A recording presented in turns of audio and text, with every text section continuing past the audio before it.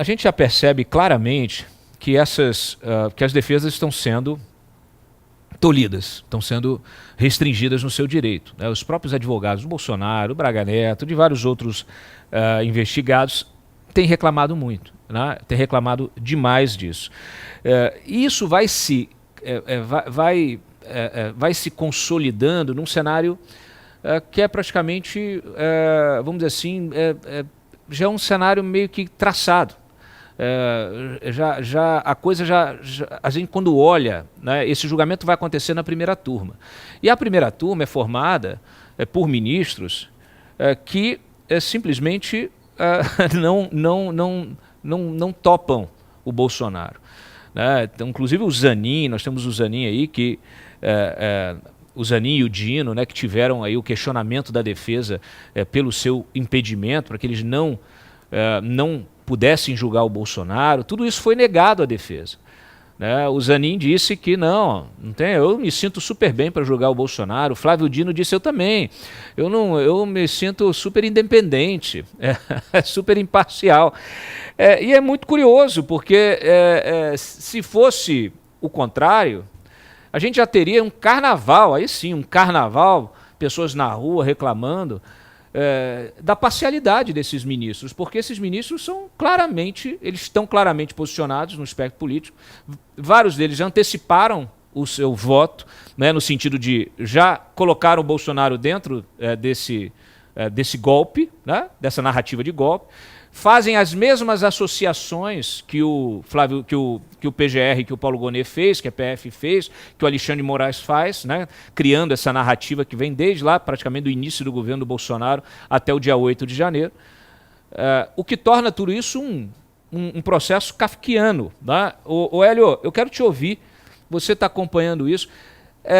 A primeira turma, inclusive, né, a gente tem aí um histórico, né, o apelido da primeira turma sempre foi Câmara de Gás, né, porque a primeira turma sempre foi mais, vamos dizer assim, mais dura em relação aos investigados, aos réus, diferente da segunda turma, que era apelidada de Jardim do Éden, né? Só que os motivos mudaram, né? O Jardim do Éden. Por que Jardim do Éden? Jardim do Éden porque muitas vezes os réus ali conseguem habeas corpus facilmente, né? As condenações caducam, prescrevem, os processos prescrevem, é sempre mais ou menos nessa linha. Só que hoje a gente tem na primeira turma, mudou a composição dessa primeira turma justamente por causa dos novos ministros. Me parece que vai ser a efetivação dessa Câmara de Gás. Pois é, Cláudio, olhando um pouco de longe, né, assim, um big picture, a gente parece ter um script que está desenhado, né, parece ser uma encenação que a gente já sabe qual é o final, né, e a defesa ela vai tentar demonstrar isso, que tem um alto grau de encenação, né. Já foram citados aqui, por exemplo, o advogado do Bolsonaro falou sobre as perguntas que a Polícia Federal fazia, que era de sim ou não, e aí já comprometia o cara que isso não é normal, né. A gente sabe pelo Dr. Juca, advogado do Braga Neto, que ele pediu para o Braga Neto ser ouvido, ele não foi ouvido. Então é aquilo que você estava falando, Cláudio, sobre a farsa da imparcialidade da justiça de hoje. E aí, aí você pega o seguinte, como essas pessoas vão ter só uma instância, né, isso é uma falha grave. Todo cidadão deveria ter direito a ter uma instância acima, uma alçada, um recurso aonde ele possa ter. Já que, no caso aqui, vai haver só uma instância para julgar essas pessoas, né? E muitas delas sem o foro privilegiado, ou seja, o Supremo nem seria a corte competente para isso, né? Eu considero que devia haver uma certa flexibilização, né, de certas regras, né, por exemplo, o prazo da defesa, a lei determina e tal, mas como só tem uma instância, deveria haver essa flexibilização, levando em conta que o Supremo não está preparado para ser tribunal de primeira instância, para fazer esse tipo de julgamento, não tem o pessoal adequado, não tem os processos adequados para tal, né? Então, esse é um problema, me parece grave.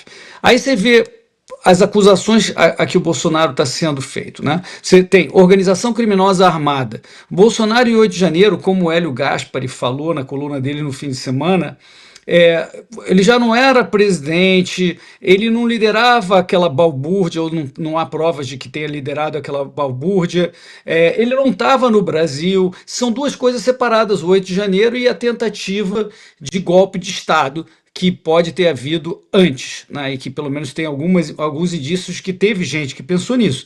Né? Então, a organização criminosa armada não cabe. Tentativa de abolição violenta do Estado Democrático de Direito. Violenta não tem evidência nenhuma, salvo o 8 de janeiro. De novo, não tem prova nenhuma contra o Bolsonaro. Dano qualificado por violência, grave ameaça, é tudo relativo à balbúrdia do 8 de janeiro, deterioração de patrimônio e tal.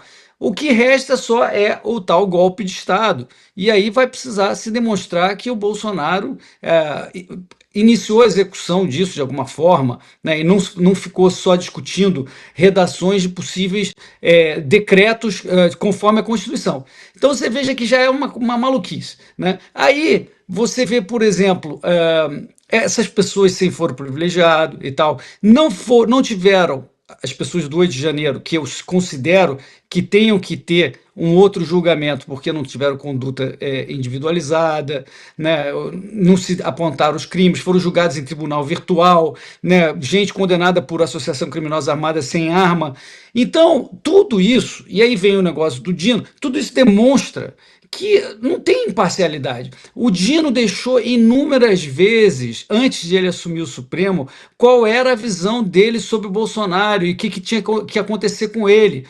Né? Ele entrou com uma queixa-crime contra o Bolsonaro quando era governador da Bahia. Como ele não será considerado suspeito em nenhum país decente, né, com rule of law, isso seria aceito. Né? E vamos lembrar da história mal contada das câmaras, das imagens das câmaras do Ministério da Justiça do 8 de janeiro, que misteriosamente desapareceram. Se ele não tem conflito de interesse nisso, né, eu não consigo entender o que há de conflito de interesse. Aí você lembra da delação do Mauro Cid, já vou concluir, Cláudio, da delação do Mauro Cid, né, que ele fez depois de meses preso, mudou várias vezes a versão e finalmente mudou definitivamente a versão, depois de admitir que estava sendo coagido para dar a versão que as autoridades queriam ouvir.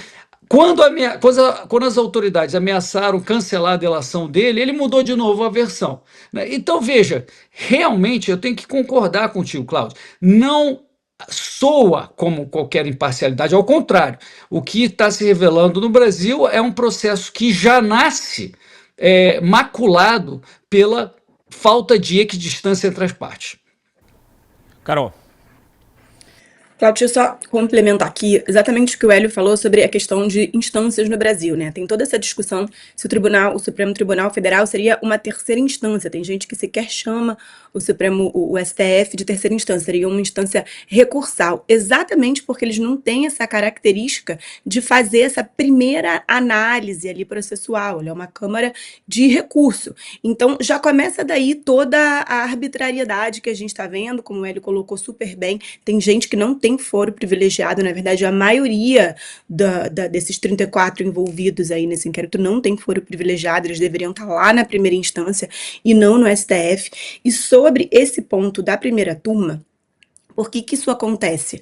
Porque o Supremo Tribunal Federal do Brasil, ele julga muito mais do que qualquer outro país do mundo, ele tem competência para áreas que não são dele, assim, né, a área penal, por exemplo, tem vários países do mundo que você não joga isso para um STF. O que acontece é que ele está assoberbado, ele não consegue ter ritmo de julgamento, precisou criar, isso é uma coisa criada pelo regimento interno do STF, precisou criar essa figura de um julgamento numa Câmara, né, vai na primeira e na segunda turma para poder desafogar. Só que nada impede que isso seja jogado para o plenário. É só a primeira turma e todos os membros do STF entenderem que talvez isso seja um dos casos mais importantes já julgados ali no STF. A gente está falando do ex-presidente da República, você pode gostar ou não gostar, mas você não pode negar a importância de um julgamento desse. Então você tem sim que jogar isso para plenário. O fato de deixarem isso na primeira turma, exatamente essa primeira turma, onde vários deveriam se declarar ali impedidos, né? O Zanin, o Dino e o próprio Alexandre de Moraes, que estão ali na primeira turma, o fato deles não jogarem já mostra o quanto isso está sim sendo politizado. Eu acho essa questão que a gente hoje tem na mesa muito importante. Por quê? Porque a justiça brasileira ela está dando as cartas de que, enfim, ela realmente migrou para a política, né? A gente viu, nesse caso da denúncia da PGR, isso muito claramente. Agora, eles têm 15 dias, hoje encerra o prazo para a entrega das defesas, acho que da defesa do Bolsonaro,